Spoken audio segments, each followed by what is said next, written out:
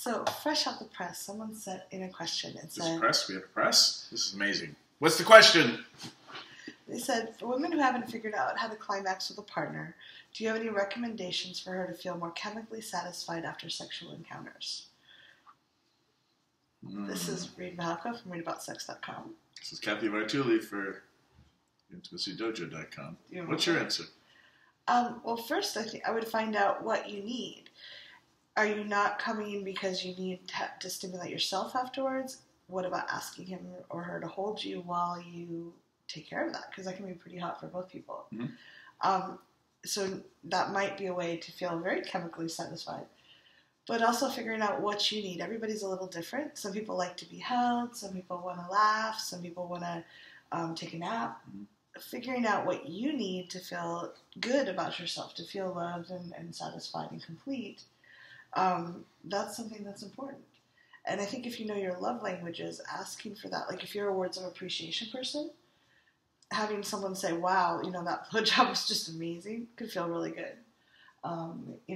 That kind of thing. An act of service, maybe you want your feet rubbed if you're not orgasming with that person yet.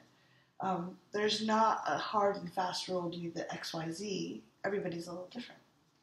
Yeah, I guess I'm just thinking of a bunch of different ways that the question might be, like what the actual question means. Like by chemical satisfaction, do you mean the way you feel after you have an orgasm? Or or is it like, because you can have a quickie, not come, and still feel really satisfied. So is it like, what's the satisfaction part? Yeah.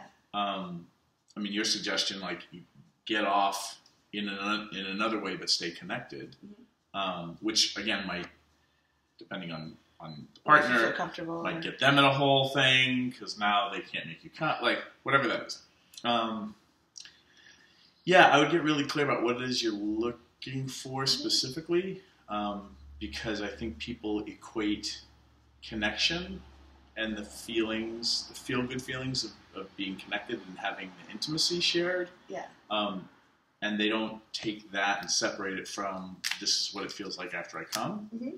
And then you're also dealing with the chemical disappointment of not having the sex go the way that you want, which can take away from the satisfaction that you might have felt if you weren't in your head about not getting off. I mean, it sounds like it's a simple question, but it could also be a really complex question. Mm-hmm. So I would get clear about those, like the different things that make the recipe. Yeah. That is the cake of satisfaction. Yeah. You might try tracking your energy too. I know that sometimes when I haven't been able to orgasm, and when I'm with someone new, I can be really shy. It can be harder for me. There can feel like an energetic pressure, like all this energy is gathered and there's no place to go. So consciously directing it out your feet or letting it go out in the ethers, like being mindful and intentional with your energy might help. Yeah. Yeah, this is a good question. Whoever wrote this question, good job. Because there could also be that you are feeling dissatisfied. Yeah. Because you're just tense, like the blue balls or the blue clit effect is now ruining the because you have the orgasm and then that's not there, and it not being there is what's satisfying.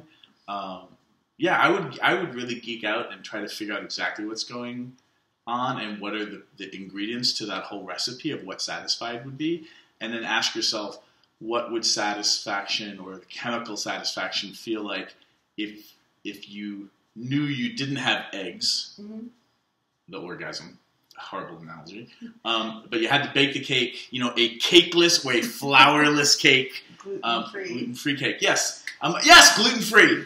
An orgasm-free chemical satisfaction would be created by doing this. And then you can add in the gluten or not. This is good. I like that. Gluten-free, orgasm-free.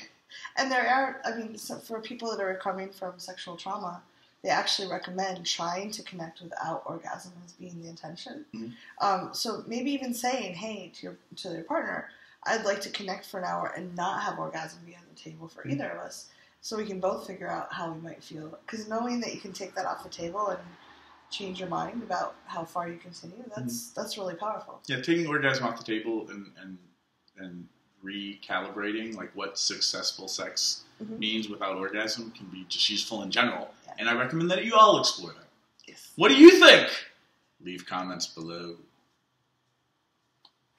Thanks for tuning in, Sex Geek. If you would like to continue with the brain sex, do me a favor and click subscribe right here.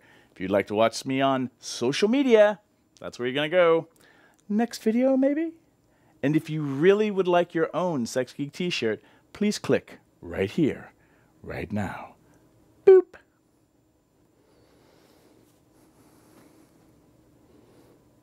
No, really, like...